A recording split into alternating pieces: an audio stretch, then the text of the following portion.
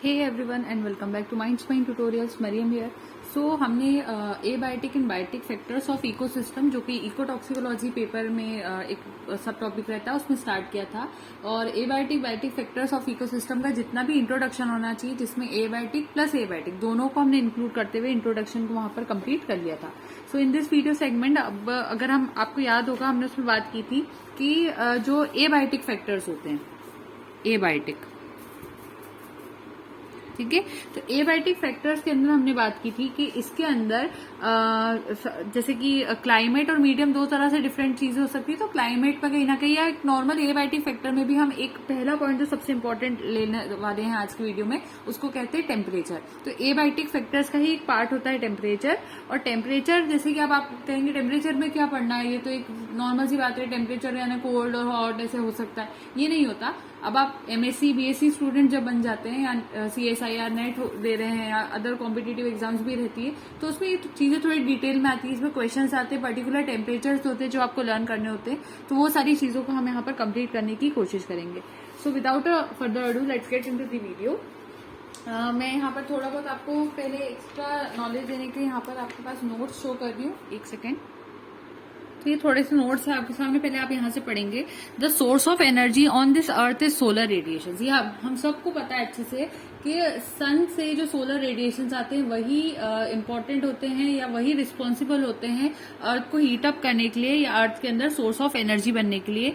और इस हीट के फॉर्म में एनर्जी जो होती है वो रेडिएट होती है फ्रॉम सन से and warms up the earth, ठीक है।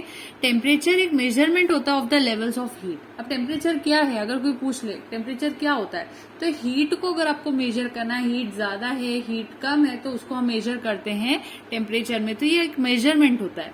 Heat affects the life on this earth in various ways. Heat से बहुत सारे हमारे काम रुकते हैं, चलते हैं, सब कुछ होता है। ये पोटेंट फैक्टर होता है जो कि नेचर ऑफ इकोसिस्टम को भी डिसाइड करता है।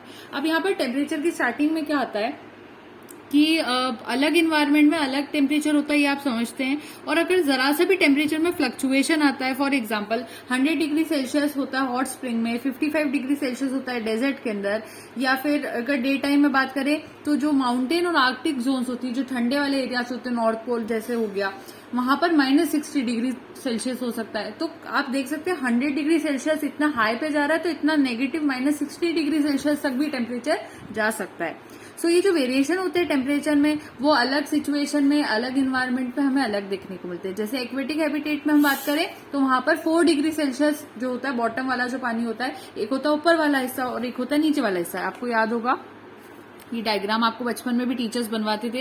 यहाँ मड रहता है, यहाँ हाइपो लिमनियन होती है, यहाँ थर्मोक्लाइन होता है, एपिलिमनियन होती है, वाटर करंट्स होते हैं, विंड, समर और विंटर, ये सब अलग अलग चीजें दिखाई गई है। तो यहाँ पर नीचे वाले एरिया में कहा जाता है कि बहुत ज्यादा कम टेम्परेचर होता है, जो कि 4 डिग्री सेल्सियस हो सकता है in the bottom of the sea and large lakes to 22 degree Celsius on surface water during summer. तो ये जो ड्रॉप ऑफ टेम्परेचर होता है वो धीरे धीरे बॉटम में जाके ग्रेजुअली कम हो जाता है। इसके रीजंस भी होते हैं, आपने पढ़ा होगा केमिस्ट्री के अंदर भी 11th क्लास में, कि जिससे कि जो फिशेज रहती है वो अच्छे से सर्वाइव कर सके, इसलिए 4 डिग्री सेल्सियस नीचे का टेम्परेचर गॉड ने वहां रखा है। तो बहुत सारे रीजंस होते हैं, वो एक अलग चीज रहेगी, लेकिन ये वेरिएशंस नाम की चीज होती है, ठीक है। इसके बाद बात आती है कि टेम्परेचर टॉलरेंस। तो टेम्परेचर टॉलरेंस में क्या आता है, देखो देयर आर सर्टेन लिमिट्स, बहुत सारी लिमिट्स होती है टेम्परेचर टॉलरेंस की। कुछ ऑर्गेनिज्म के लिए 25 डिग्री सेल्सियस टॉलरेंस की लिमिट बन जाएगी, तो डिपेंड करता है। तो हर जो भी ऑर्गेनिज्म इंसान है, तो हर बॉडी के अंदर अगर हम बात करें तो एक ऑप्टिमम टेम्परेचर होता है। उस ऑप्टिमम टेम्परेचर पे क्या होता है कि हमारी बॉडी या किसी भी ऑर्गेनिज्म की बॉडी प्रॉपरली फंक्शन कर पाती है, सारी फिजियोलॉजिकल प्रोसेसेस हो पाती है उस एनिमल की, और वो उस टाइम पर अटमोस्ट ईज पर रहता है और एक्टिव लाइफ जी पाता है, उसको उसका ऑप्टिमम टेम्परेचर कहा जाता है। हो सकता है हमारे लिए 38 डिग्री सेल्सियस, 38 डिग्री सेल्सियस मान लीजिए हमारे लिए ऑप्टिमम टेम्परेचर हो, लेकिन हो सकता है दूसरे बर्ड्स के लिए वो नहीं हो, या दूसरे ऑर्गेनिजम्स के लिए वो नहीं हो। तो सब चीजों में optimum temperature organism to organism vary करता है।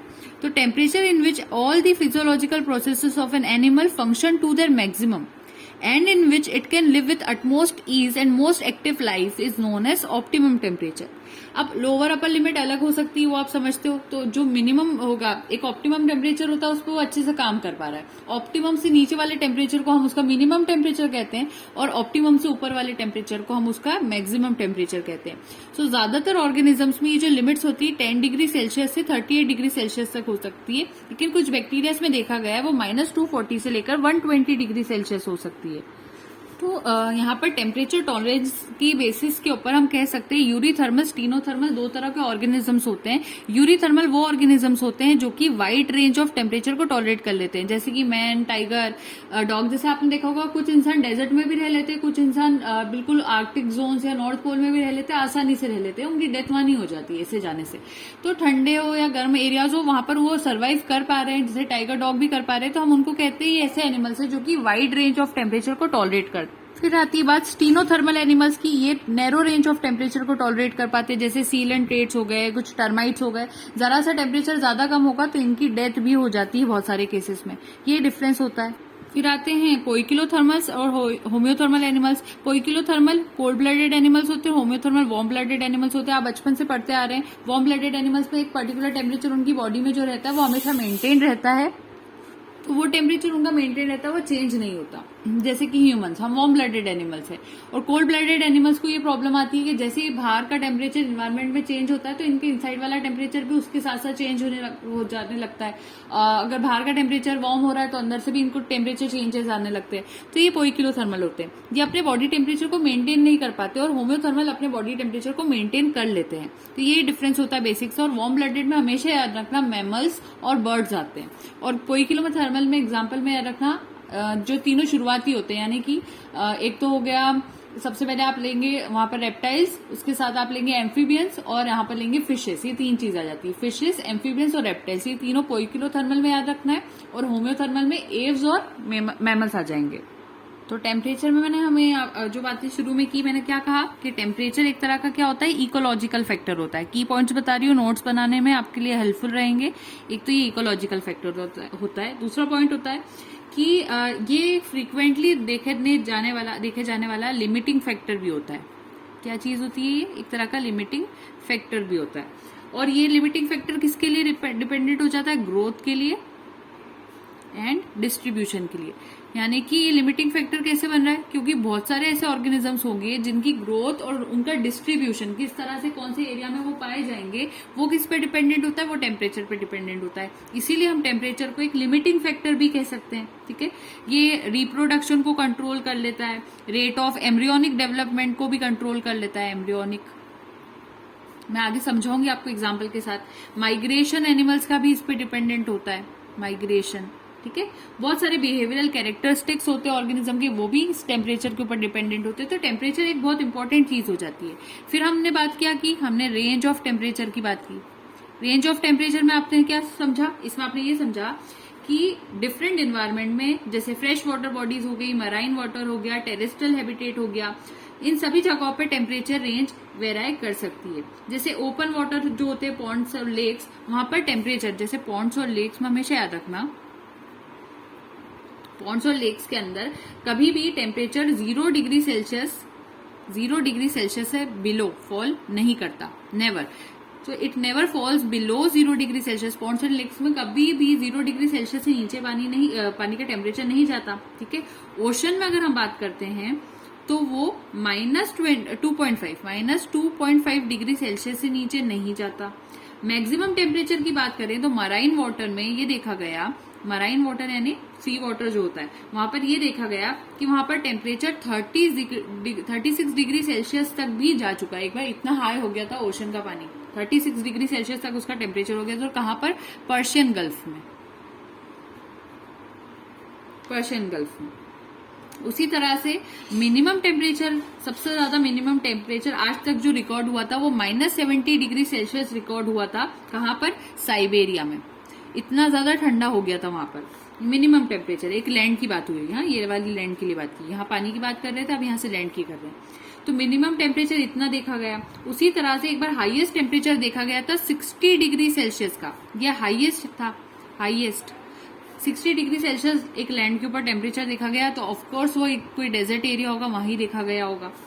फिर उसके बाद जो टेम्परेचर होता है हॉट स्प्रिंग्स का, हॉट स्प्रिंग्स का तो सबसे ज्यादा हॉट टेम्परेचर होता है और वो कहाँ तक पहुंच जाता है, वो 100 डिग्री सेल्सियस तक भी पहुंच जाता है। तो रेंज आप देख पा रहे होंगे, यहाँ से आपको आइडिया लग रहा होगा कितना टेम्परेचर वेरी कर जाता है। ये वेरिएशन सब आपको समझ में आ गए होगा। अब एक टॉपिक आता है जिसको कहते हैं डायर्नल चेंजेस या फिर वेरिएशंस भी कह सकते हो इन टेम्परेचर। दिन के टाइम पे कैसे टेम्परेचर में वेरिएशंस आते हैं। तो जनरली जो टेम्परेचर होता है of the air near the land surface is 17 degree Celsius. Normally तो 17 डिग्री सेल्सियस लैंड सरफेस के आसपास, लैंड बना देते हैं हम यहाँ पर, लैंड सरफेस के आसपास 17 डिग्री सेल्सियस हो सकता है डे टाइम पे, और नाइट में वो थोड़ा सा चेंज हो जाता है। नाइट पे जो 17 डिग्री सेल्सियस होता है उससे थोड़ा सा कम टेम्परेचर हो जाता है बाय डिफॉल्ट। फिर उसके बाद डेजर्ट के अंदर भी देखने को मिलता है कि वो डे टाइम पे कभी कभी 40 डिग्री सेल्सियस तक चले जाता है, लेकिन रात के टाइम पे वो भी थोड़ा कम हो जाता है। वाटर बॉडीज लाइक अ डीप लेक, वहां पर भी जो डे और नाइट के टेम्परेचर होते हैं वो यूजुअली 1 डिग्री सेल्सियस से लेस हो जाते हैं। Maximum diurnal changes in temperature जो आते हैं वो मराइन इन्वायरमेंट में आते हैं, वो जो कि 4 डिग्री सेल्सियस तक हो सकते हैं। फिर उसके बाद जैसे जैसे डेप्थ इंक्रीज होती जाती है, amplitude of day and night change करता जाता है, टेम्परेचर रिड्यूस होता जाता है, और वहां पर कोई ऐसे एविडेंस नहीं है कि वो 15 मीटर्स क्या हो। कुछ लोग कहते हैं कि 15 मीटर्स पे डिपेंड करता है टेम्परेचर, पर ऐसा कोई एविडेंस अभी तक हमारे पास नहीं आया है। इसके बाद दूसरा चीज आती है हमारे पास थर्मल स्ट्रेटिफिकेशन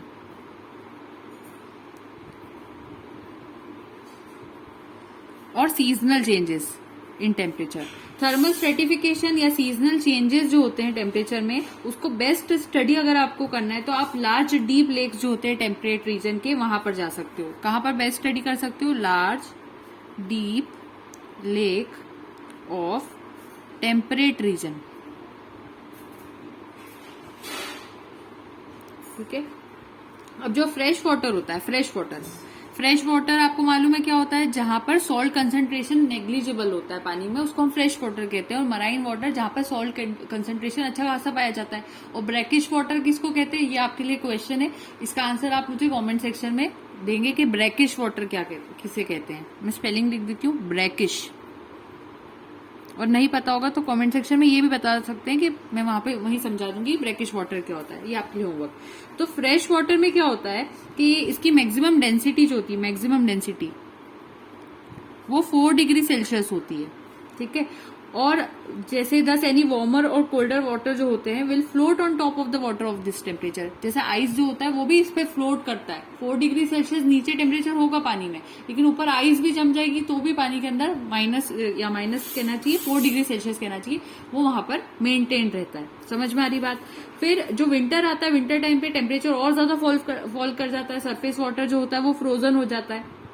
तब भी आइस जब ऊपर जम जाती है तो भी कूलिंग ऑफ वाटर वहां पर जो रहती है वो उसको हेल्प करती है कि वहां पर ऑर्गेनिज्म सर्वाइव कर पाए। तो इस तरह से मेंटेन रहती है सारी चीजें। तो जैसे जैसे स्प्रिंग आता है, आइस फिर से मेल्ट करने लगती है, टेम्परेचर फिर से राइज करता है, वो 4 डिग्री सेल्सियस से ऊपर जाने लगता है, और जितना भी मास ऑफ वाटर होता है उसमें सब जगह पर यूनिफॉर्म टेम्परेचर हो जाता है। तो बस इतना याद रखना है कि विंटर सीजन के टाइम पर ऊपर आइस की लेयर वहां पर जो होती है फ्रीज हो जाता है, आइस सबसे ऊपर वाली लेयर पर पानी की, तो नीचे 4 डिग्री सेल्सियस मेंटेन रहता है। लेकिन स्प्रिंग के टाइम पे जब आइस मेल्ट हो जाता है तो पूरा पानी का टेम्परेचर एक जैसा हो जाता है। बस ठंड में टेम्परेचर अलग अलग दिखाई देते हैं। समर के अंदर अगर हम बात करें तो समर में जो एटमॉस्फेरिक टेम्परेचर होता है वो कहीं ना कहीं 25 डिग्री सेल्सियस तक चले जाता है। 25 डिग्री सेल्सियस समर सीजन में, लैंड के ऊपर या कहीं पर भी। और या पानी की बात कर लेते हैं अभी, तो 25 डिग्री सेल्सियस तक पानी का सरफेस जो होता है वो इतना हो जाता है समर सीजन में। और फिर धीरे धीरे कभी कभी वो वार्म अप होके 21 से लेकर 12 डिग्री सेल्सियस तक भी चले जाता है। तो जो अपर वार्म लेयर होती है पानी के ऊपर वो लाइटर रहती है। ठीक है, समझ में आ रही बात। जैसे पानी है तो ये अपर लेयर जो होती है, एक होगी अपर लेयर पानी की और एक होती है लोअर लेयर। तो जो अपर लेयर होती है वो यहाँ पर थोड़ी लाइट वेट हो जाती है, हल्का हल्का हो जाता है ये, और लोअर लेयर वाला जो पानी होता है वो थोड़ा सा हैवी हो जाता है। ठीक है। तो अब जो बॉटम लेयर्स होती है उनका हार्डली टेम्परेचर 5 डिग्री सेल्सियस तक रहता है। सो इन बिटवीन वहां पर 2 लिमिट्स होती है। ऊपर वाला देखो 21 to 12 कुछ भी हो सकता है ऊपर वाला पानी, और नीचे वाला पानी 5 डिग्री सेल्सियस तक भी हो सकता है। समझ में आ रही बात। तो ये जो दो लिमिट, दोनों के बीच की जो लिमिट्स होती है वो कहीं ना कहीं क्या कहलाती है, इंटरमीडिएट जोन कहलाती है। इंटरमीडिएट जोन कहलाती है। With varying temperatures from 9 degree Celsius to 21 degree Celsius, और इसी को हम कहते हैं थर्मोक्लाइन। तो थर्मोक्लाइन इंटरमीडिएट जोन को कहा जाता है, ये वर्ड आपको याद रखना है, थर्मोक्लाइन। और इसकी रेंज कितनी हो सकती है, 9 डिग्री सेल्सियस से लेकर 21 डिग्री सेल्सियस तक हो सकती है। समझ में आ रही बात। तो यहाँ पर पानी के अंदर आपको ये सारी बातें याद रखना पड़ेगी कि कोल्ड सीजन जब आएगा, विंटर सीजन जब आएगा, तब कैसे टेम्परेचर रहेगा, और जब समर सीजन आएगा तो कैसे टेम्परेचर रहेगा। तो अपर वार्म लेयर जो होती है, देखो अपर लेयर लाइट होती है और वार्म होती है, इसको हम कहते हैं इपिलिमनियन। बहुत इंपॉर्टेंट टर्म्स है, याद रखना। ऊपर वाली को क्या नाम दोगे, इपिलिमनियन। ये अपर लेयर है, लाइटर होती है, और दूसरी चीज मैंने क्या कही, कैसी होती है ये थोड़ी सी चलती भी रहती है, ये भी बता दूं आपको, ये एक्स्ट्रा पॉइंट है। तो ये 2 पॉइंट्स याद रखना आपको। यहाँ पर अपर वार्म लेयर होती है और उसको हम इपिलिमनियन कहते हैं। अपर वार्म लेयर होती है, वार्म, और ये वाली कोल्ड होती है, ठीक है। लोअर हैवी वाली लेयर और कोल्ड लेयर को हम यहाँ पर कहते हैं हाइपोलिमनियन, हाइपोलिमनियन, ये टर्म भी याद रखना। और जो इंटरमीडिएट लेयर है हम उसको कहते हैं थर्मोक्लाइन, ये आपको अभी से याद हो गया यहाँ पर। तो सीजन के हिसाब से यहाँ पर टेम्परेचर में चेंजेस आते हैं। The temperature changes in the lakes and ocean are much less and much slower than in the terrestrial environment. Further, organisms can easily get out of excessively high or low temperatures by a short journey into deeper water.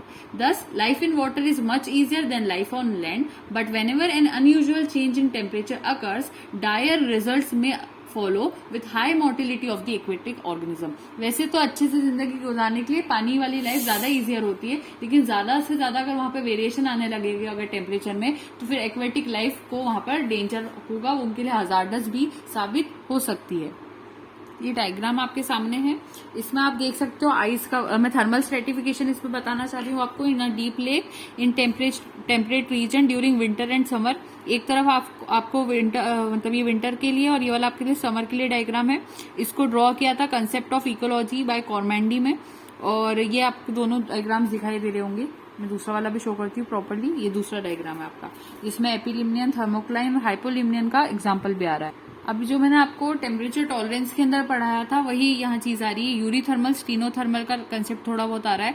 तो eurythermal में आपको याद रखना है कि वो wide range of temperature को tolerate कर पाते हैं। Example cyclops, oyster, toads, wall lizard, sperm whales, man etcetera आ जाते हैं। और ऐसे एनिमल्स जो कि नैरो रेंज ऑफ टेम्परेचर को टॉलरेट कर पाते हैं, जो कि स्टीनोथर्मल कहलाते हैं, उसमें स्नेल्स, कोरल्स, टर्माइट्स, फिशेस और कुछ रेप्टाइल्स आते हैं।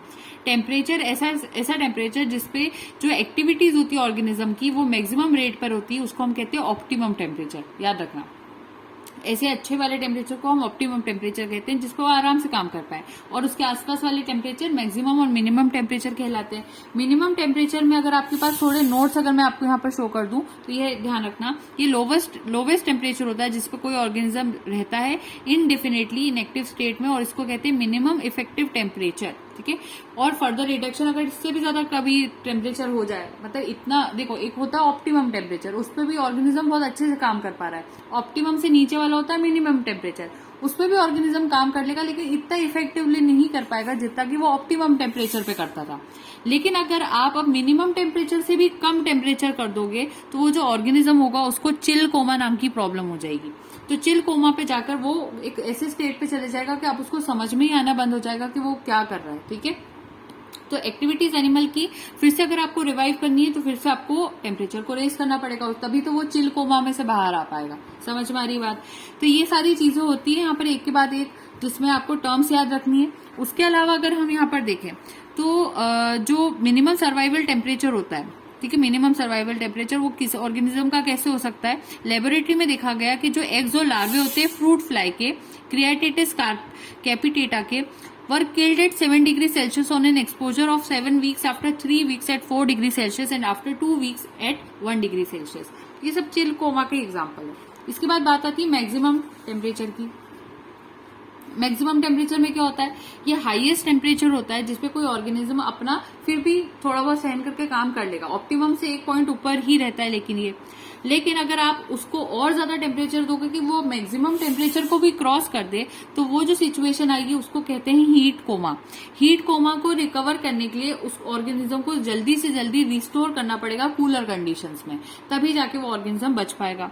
तो जनरली टॉलरेट करने की रेंज जो होती है 10 से लेकर 48 डिग्री सेल्सियस होती है, इसको क्रॉस नहीं होने देना चाहिए किसी भी ऑर्गेनिज्म के लिए। तो यहाँ से आपको अब थोड़ा बहुत आइडिया लग गया होगा कि हम यहाँ पर क्या समझाना चाह रहे हैं मिनिमम टेम्परेचर से और मैक्सिमम टेम्परेचर पे। थोड़ा सा एक्स्ट्रा टेक्स्ट है, अगर चाहें तो आप इसको रीड आउट कर सकते हैं आपके कंफर्ट के साथ। मैं आपको सिर्फ शो कर रही हूँ, ठीक है, यहाँ तक, ठीक।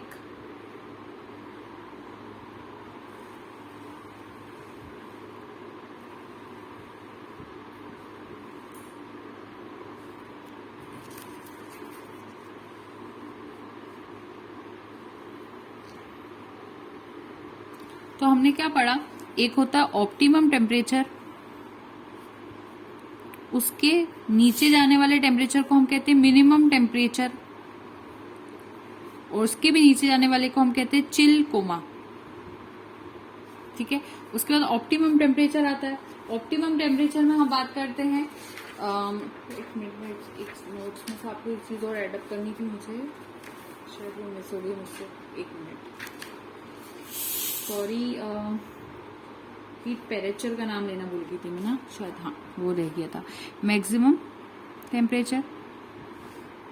और दूसरी चीज आती है हीट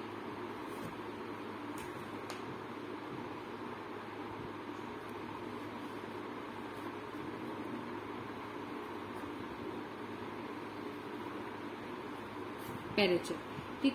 अब इसको समझते हैं। ऑप्टिमम टेम्परेचर पे अच्छे से काम कर लेगा ऑर्गेनिज्म।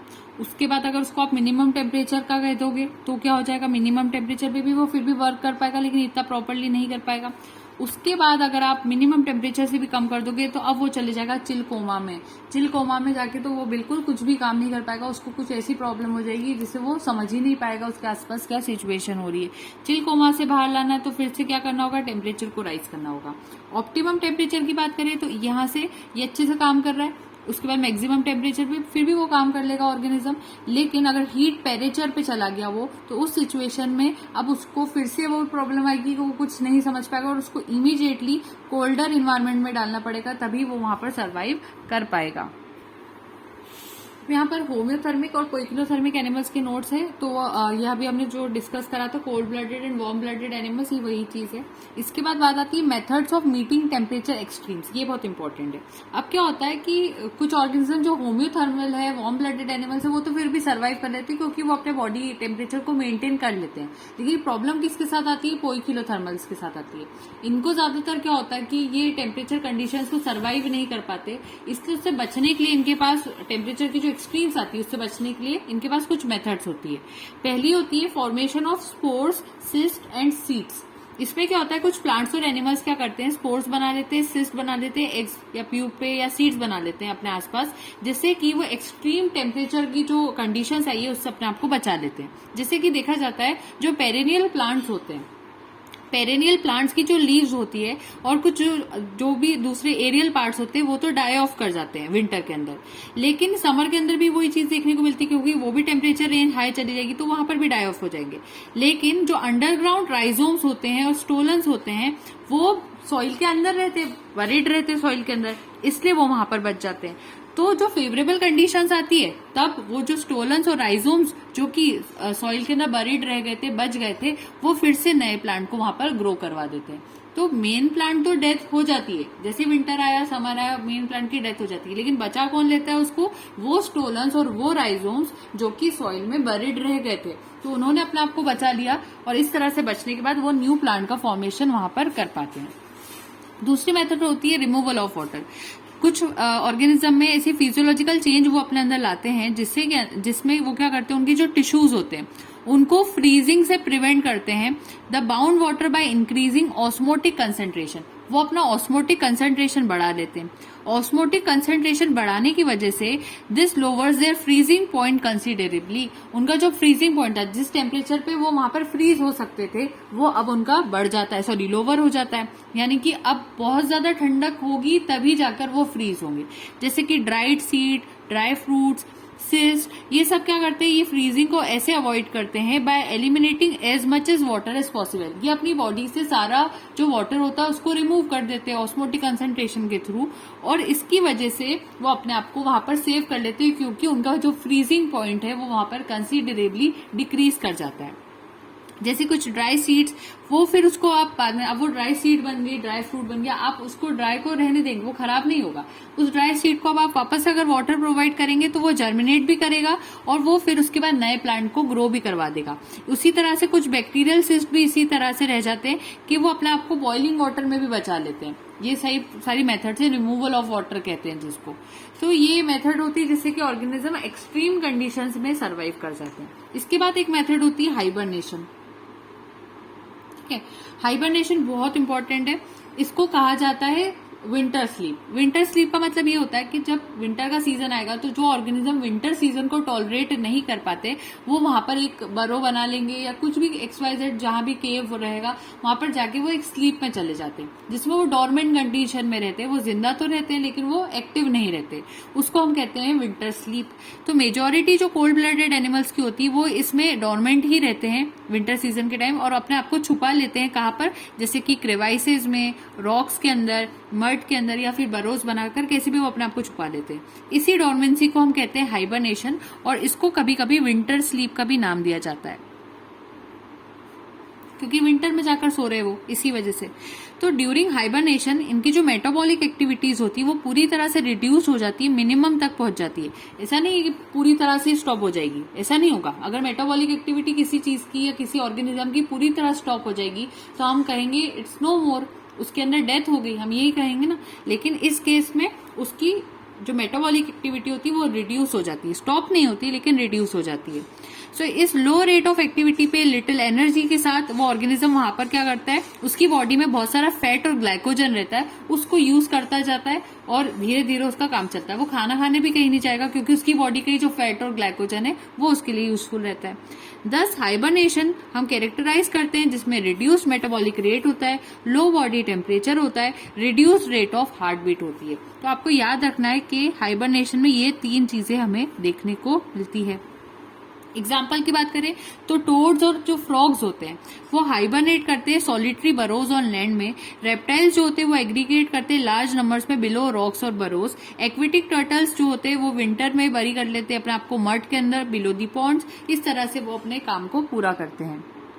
इसके अलावा और भी कुछ एग्जांपल्स हैं, मोनोट्रीम्स, इंसेक्टिवोर्स, बैट्स, कार्निवोर्स, रोडेंट्स। ये भी कभी कभी कुछ मैमल्स भी देखो अब यहाँ पर आपको दिख रहा है कि हाइबरनेशन परफॉर्म कर सकते हैं, वो भी गुड हाइबरनेटर्स होते हैं। क्योंकि बैट्स को भी ये प्रॉब्लम आती है कि भले ही वो मतलब वार्म ब्लडेड एनिमल है, वो अपना टेम्परेचर मेंटेन कर लेगा लेकिन फिर भी उसको इतनी ठंड लगती है कि वो उसमें सर्वाइव नहीं कर पाता है।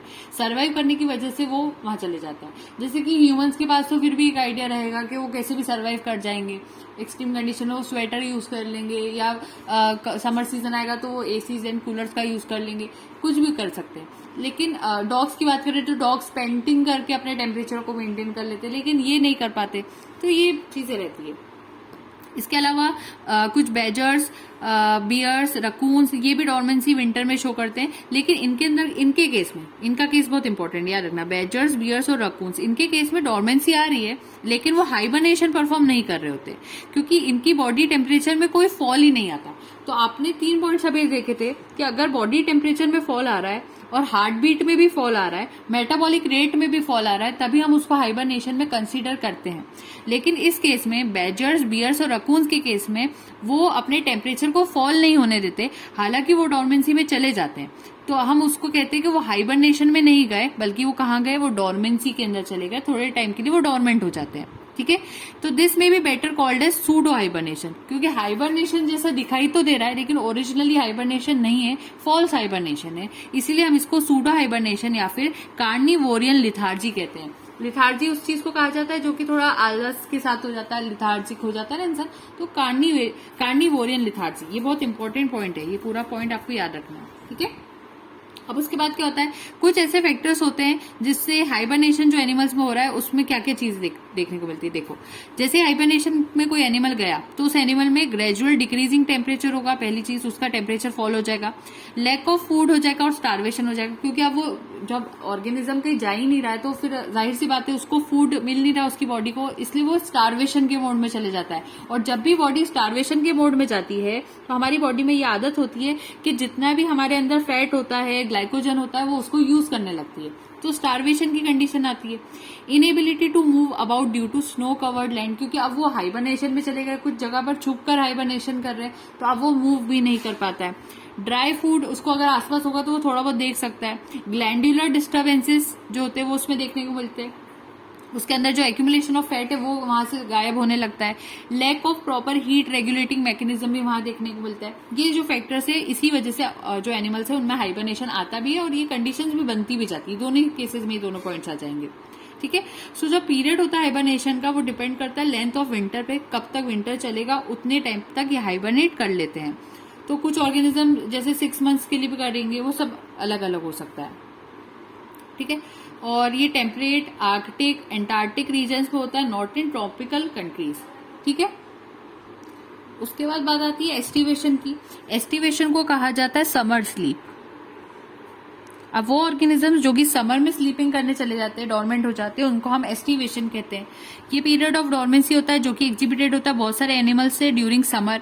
इसको ज्यादातर कुछ इंसेक्ट्स करते हैं, कुछ इनवर्टिब्रेट्स करते हैं और कुछ वर्टिब्रेट्स भी करते हैं। अकॉर्डिंग टू होरा, कुछ ऐसे स्नेल्स होते हैं remain quiescent during continuous summer rains. जब समर में जो बारिश आती है उसमें वो क्विसेंट हो जाते हैं। लंग फिशेज जो होती है वो अपना समर इनसाइड मर्ड ककून्स में पूरा करती है। When the ponds go dry and come out only when the rains come, जैसे ही फिर पॉन्ड जो ड्राई होता है और फिर से जब बारिश आने लगती है तभी ये वाली फिशेज और ये वाले ऑर्गेनिज्म बाहर आते हैं।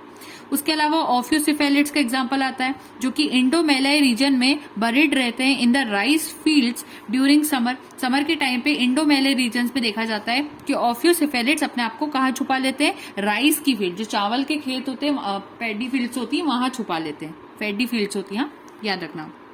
उसी की तरह जो टेरेस्ट्रियल मॉलस्क होते हैं जैसे एरियोफेंटा, ये क्या करता है, कूल और शेडी रीजन ढूंढता है, क्योंकि देखो गर्मी बहुत लग रही है तो ठंडे एरिया में जाएगा, जाहिर सी बात है, तो वहां वाले एरियाज को ढूंढता है और वहां पर जाके अपने आप को प्रोटेक्ट करने की कोशिश करता है। वहां पर जाके वो डॉर्मेंट होता है by closing the aperture of the shells with a thin membrane called epiphragm, क्योंकि वो एक शेड जैसा एरिया बना लेता है, उसके आसपास एक लेयर बना लेते हैं, पर्दा लगा देता है, जिसको हम एपीफ्रेगम कहते हैं। बहुत सारे रेप्टाइल्स भी होते हैं जो कि एस्टिवेशन शो करते हैं, जैसे कि स्नेक्स, लिजर्ड, टॉर्टोइजेस, ये गुड एस्टिवेटर्स होते हैं। कुछ ऑस्ट्रेलियन फ्रॉग्स भी होते हैं जो कि टर्जिड हो जाते हैं, स्वॉलन हो जाते हैं with water and bury themselves to aestivate till the next rain. और वो अपने अंदर क्या करते हैं, फ्रॉग्स और टोड्स ये सब क्या करते हैं, अपने अंदर पानी को इकट्ठा कर लेते हैं खुद की बॉडी में और टर्जिड हो जाते हैं, स्वॉलन हो जाते हैं, जैसे सूज जाता है।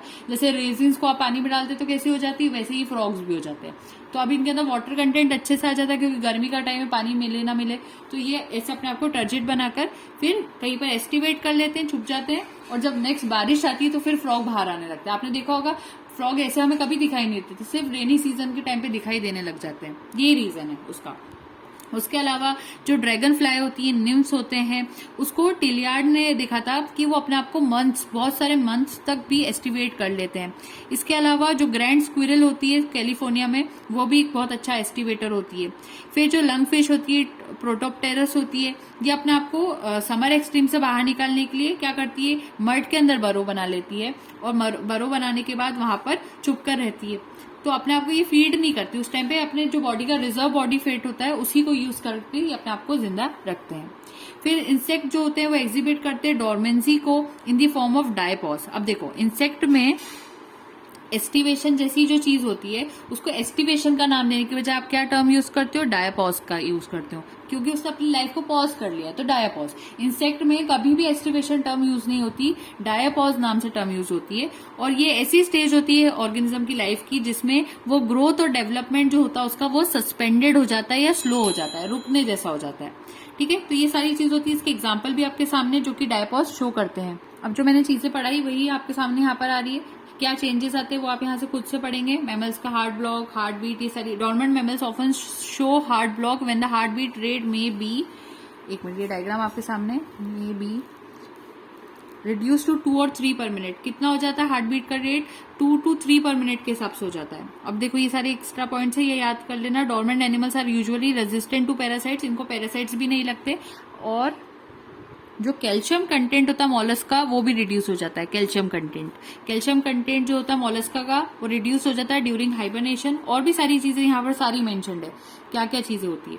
तो इस तरह से यहाँ पर आपका ये चीज कंप्लीट होती है। और होम्योथर्मी और वार्म ब्लडेडनेस भी आपको यहाँ पर से इसके साथ साथ ही पढ़ाना था, तो ये भी आपके सामने थोड़ा सा एक्स्ट्रा नॉलेज है। थर्मल माइग्रेशन आते हैं इसके बाद, लेकिन आई थिंक आज का वीडियो ऑलरेडी थोड़ा लॉन्ग हो गया है, तो हम लोग थर्मल माइग्रेशन को नेक्स्ट वीडियो सेगमेंट में लेंगे। So thank you so much and don't forget to like, share and subscribe. Happy learning.